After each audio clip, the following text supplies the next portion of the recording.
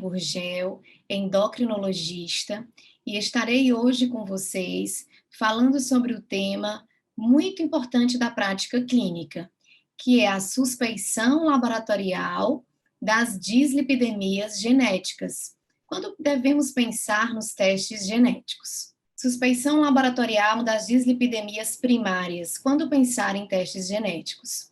Esse é um tema bastante interessante da nossa prática clínica e, para tanto, nós traremos esta agenda que traduz os objetivos desta aula. Há interesse na prática clínica por esse tema? Quando devemos suspeitar de uma dislipidemia de causa genética? Definição e classificação das dislipidemias primárias. Quando pensar em testes genéticos na investigação das dislipidemias primárias? Genética na prática clínica e sua aplicação em casos de vida real. Esse tema é um tema de fato relevante. Esse aqui são recortes da vida real de colegas endocrinologistas ou clínicos que me acionam no dia a dia, uma vez que eu estou à frente de um projeto bem relevante, que é o projeto Hipercol Nordeste, que em parceria com o INCO, nós conseguimos viabilizar o estudo genético de pacientes suspeitos de hipercol familiar. Além desse projeto, nós temos outras linhas de pesquisa onde conseguimos avaliar a pacientes sobre suspeição clínica da síndrome da quilomicronemia familiar. Em virtude desses projetos, vez por outra, recebemos contatos de colegas e aqui eu trago para vocês a relevância desse tema. Então, oi, Elane, está sendo feito coleta de sangue para o hipercol? Estou com uma paciente diabética que fez uma revascularização aos 34 anos, tem vários casos na família e hoje ela está com 40 anos. Então, a gente tem um colega que está com um paciente onde ele teve a suspeição de que poderia estar mediante uma dislipidemia primária.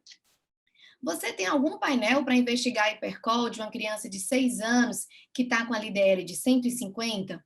Então, passa também pela pediatria.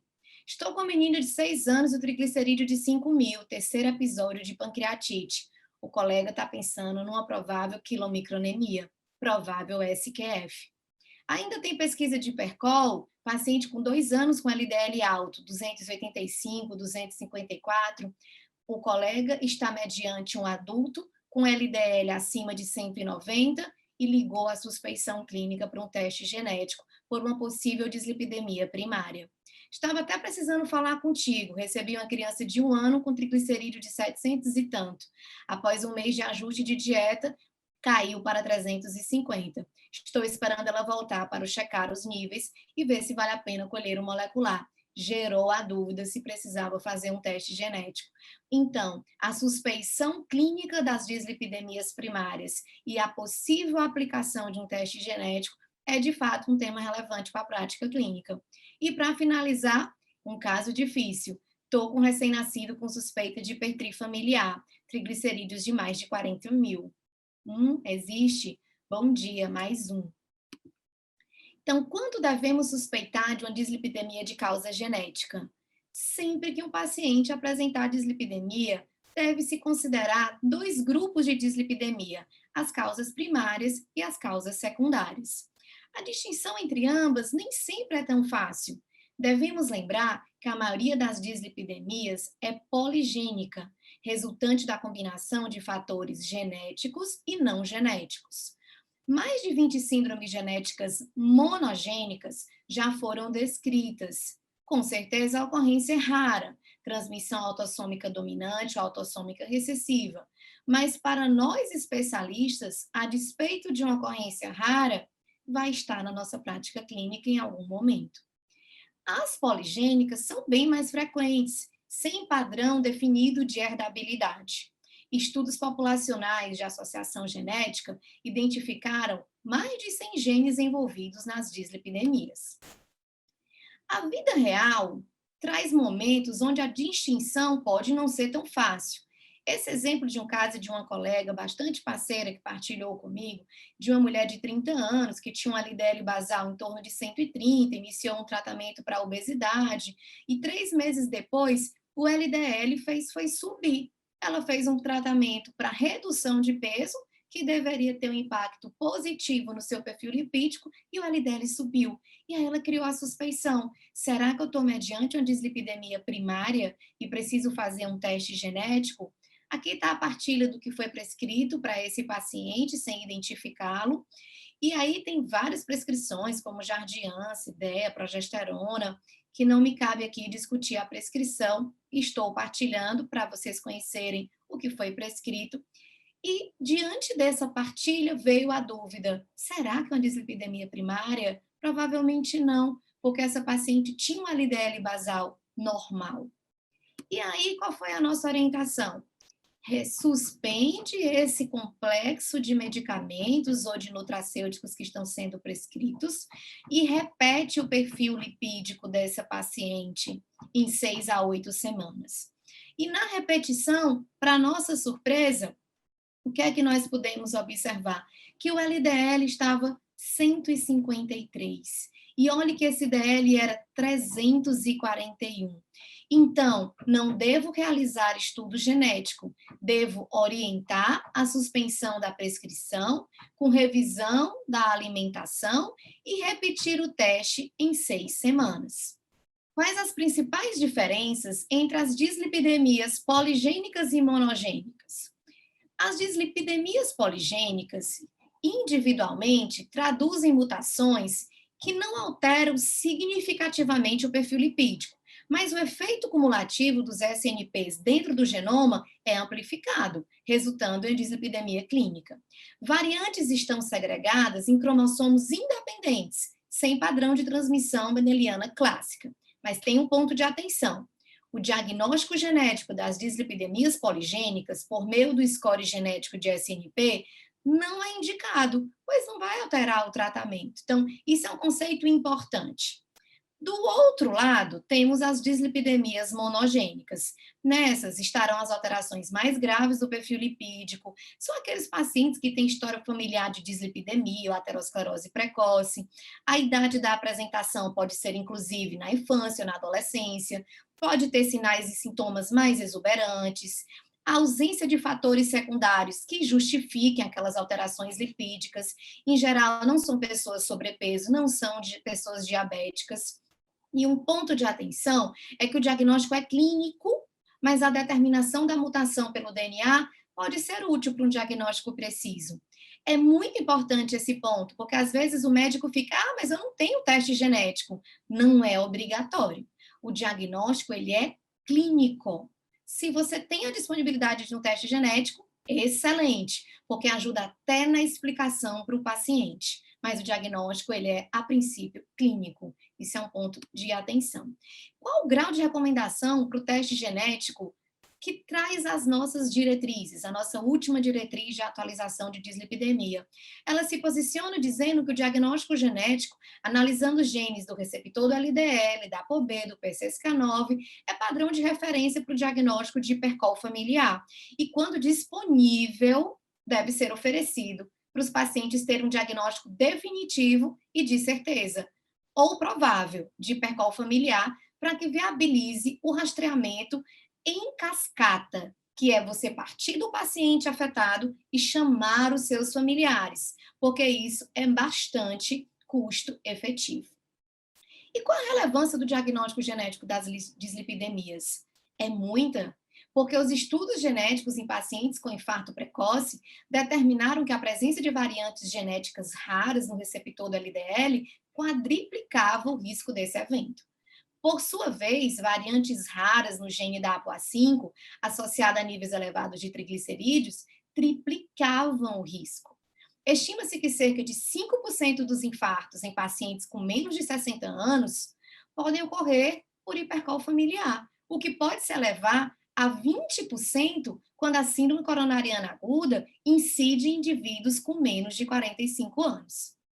A identificação de um caso índice pode levar ao rastreio de cascata. Quando você descobrir o primeiro paciente com hipercol familiar e fizer o teste genético, se você tiver disponível, você pode fazer o rastreio em cascata e, com isso, você conseguir identificar vários outros membros com hipercol familiar e adotar um tratamento precoce. Ah, mas eu não tenho estudo genético, mas eu consigo fazer o rastreio de cascata com dados laboratoriais, com perfil lipídico.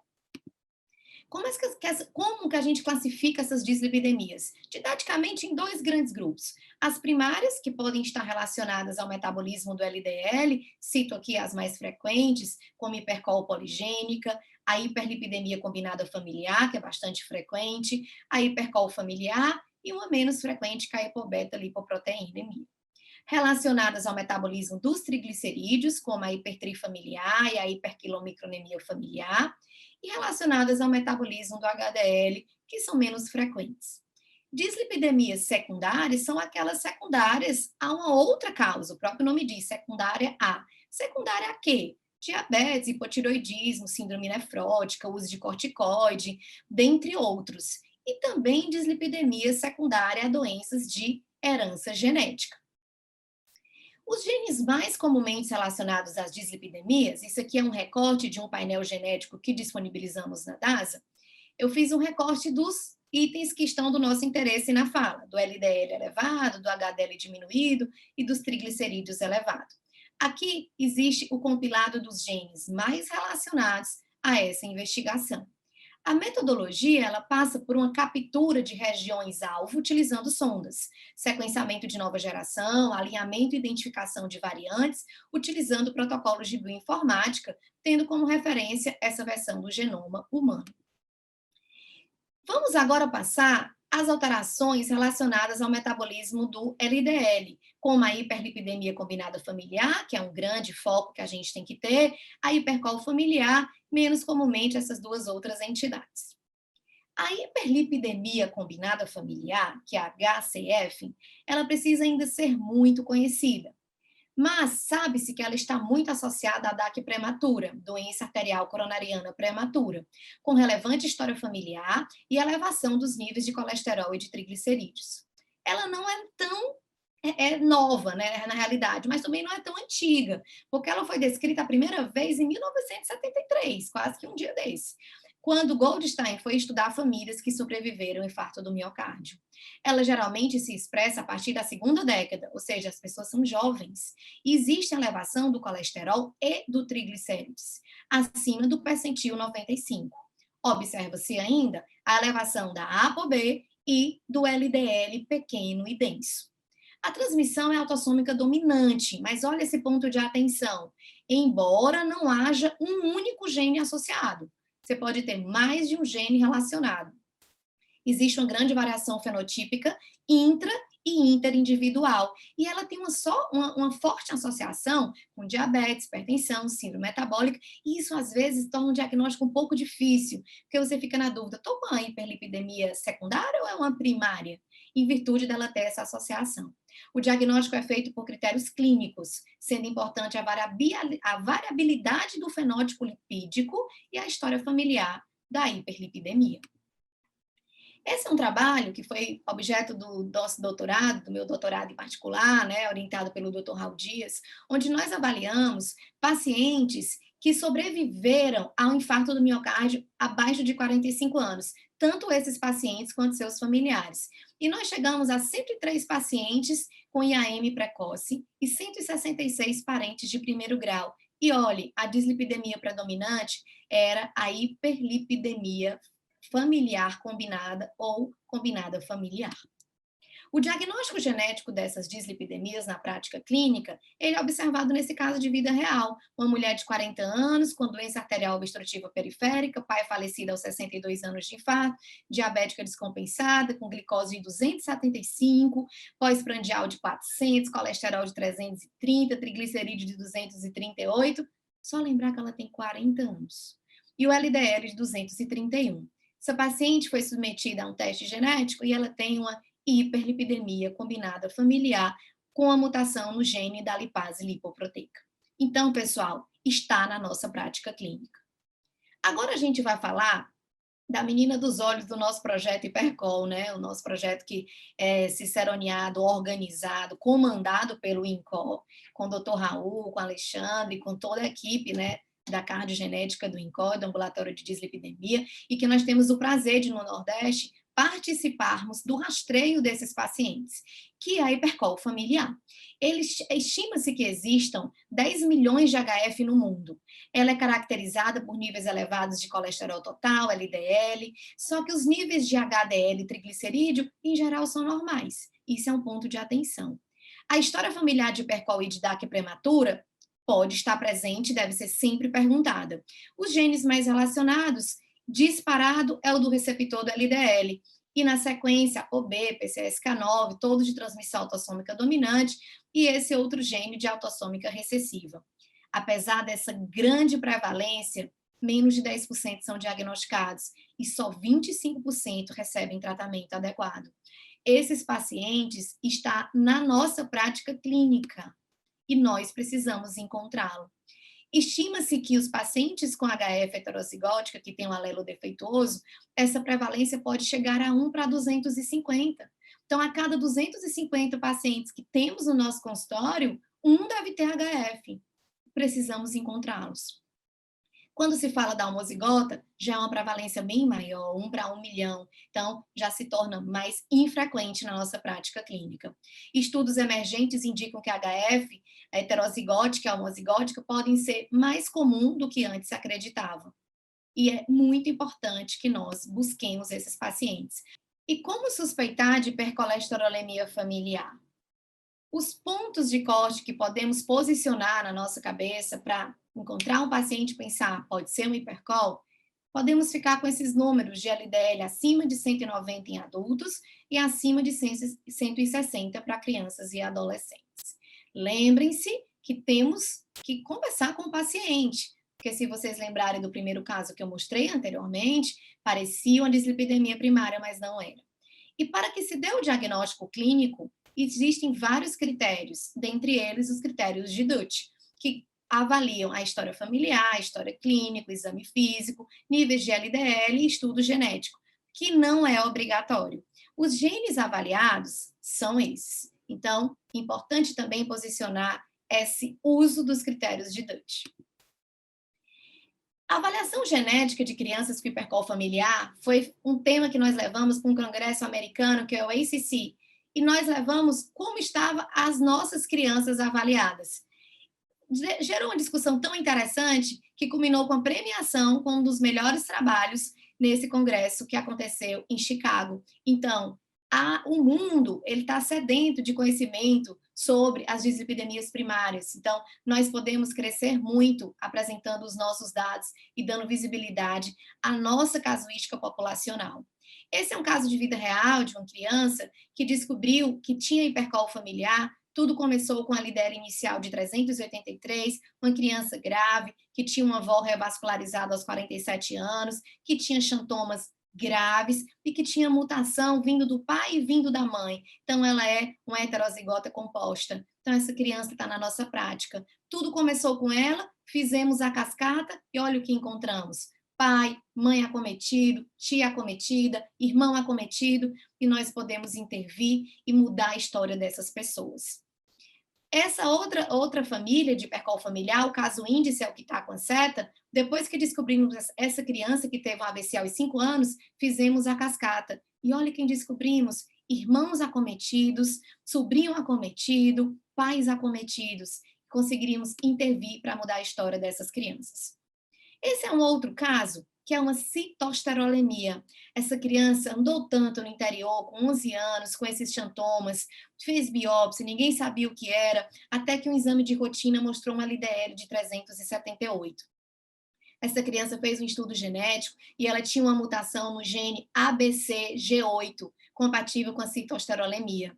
Foi tratada com rosuvastatina e ezetimibe e olha o colesterol total, 157, o LDL 97, olha as lesões regredindo. Nós temos que fazer a suspeição clínica para poder ajudarmos os nossos pacientes. Então, fica essa mensagem. Passando agora e terminando com o metabolismo dos triglicerídeos, né, na sequência falta a gente só pincelar o HDL, eu vou discutir com vocês duas entidades, a síndrome da quilomicronemia familiar e a hipertrifamiliar. A hipertrigliceridemia está sim associada com doença cardiovascular e tem uma gama de variantes genéticas. Durante muito tempo ficou aquela discussão: ah, mas triglicerídeo não aumenta risco. Hoje não tem mais essa discussão. Triglicerídeo aumenta sim, em especial pelos remanescentes dos triglicerídeos. A síndrome da quilomicronemia familiar, que é a SQF, é causada por variantes homozigóticas ou bialélicas de perda de função nesses principais genes, LPL, APOC2, APOC5 e esses demais. Os pacientes, em geral, têm níveis de triglicerídeo acima de 1.000 em mais de uma ocasião. Isso é um ponto que você pode ter mentalmente gravado quando se exclui causas secundárias. De um outro lado, tem a quilomicronemia multifatorial, que a prevalência já é bem frequente, de 1 para 600, 50 a 100 vezes mais comum que a SQF. A SQF gira em 1 para 3 milhões. E ela resulta de dois tipos de variantes genéticas, elas são doenças diferentes. E os principais genes da hipertrigliceridemia, quando coloca todas juntas, é esse grupo aqui apresentado. Esse é um caso de vida real de uma criança que, com 1 mês, tinha um xantoma na testa. Essa criança fez uma icterícia, pediram um perfil lipídico, o triglicerídeo não conseguiu ser dosado, o colesterol estava nas alturas, e quando esse triglicerídeo depois foi passado por diluição, ele apareceu como 1.788. Ela não tinha história familiar, foi para o estudo genético e era uma síndrome da quilomicronemia familiar numa recém-nascida que tinha uma mutação GP1-HPB1.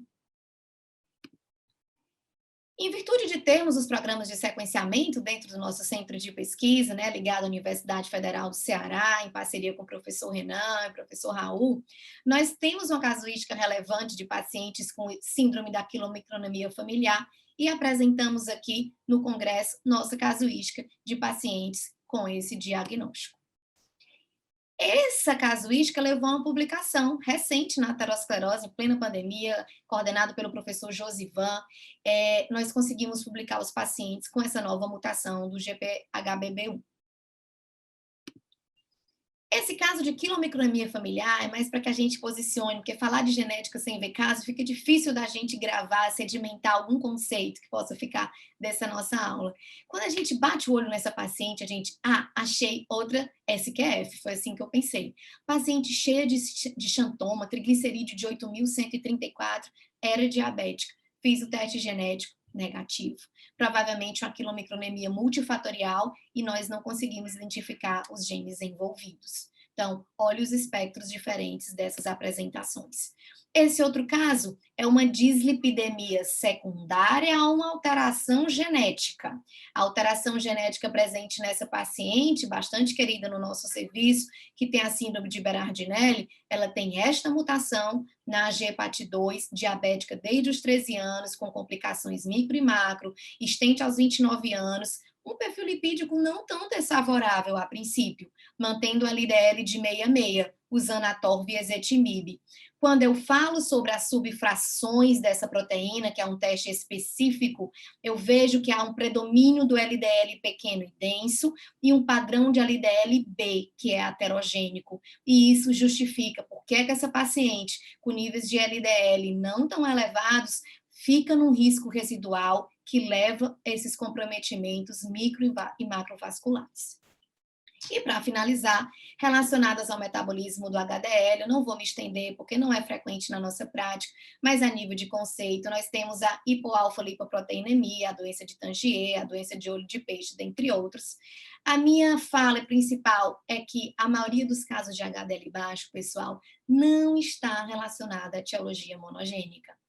As etiologias monogênicas, como a mutação da arginina nessa translocação, determina a produção de dímeros de ApoA1, determinando que os HDL sejam extremamente baixos, mais eficientes no transporte reverso. Então, são pessoas que têm HDL baixo, mas que funcionam. Existem outras entidades, né, que vocês vão poder avaliar nesses genes aqui, com relação a ApoA1, o gene ABCA1 na doença de Tangier, os genes da LCAT. Eu coloquei essas informações com o intuito mesmo de partilha, mas não que a gente discorresse minuciosamente, porque não é frequente na nossa prática clínica. A minha fala principal do HDL é esta, que causa frequente de HDL baixo são pacientes desnutridos ou situações de doença crônica, ou pacientes com síndrome metabólica, que é o nosso dia a dia. E aqui eu trago o exemplo de uma paciente hospitalizada com HDL de 6, ele era 24, e de outro paciente que era 50 e que virou 6. Obrigada. Eram essas as considerações que eu queria partilhar com vocês. Espero que vocês tenham ficado com alguns conceitos relevantes para a prática clínica e estamos aqui à disposição para discutir no nosso encontro online que teremos em breve.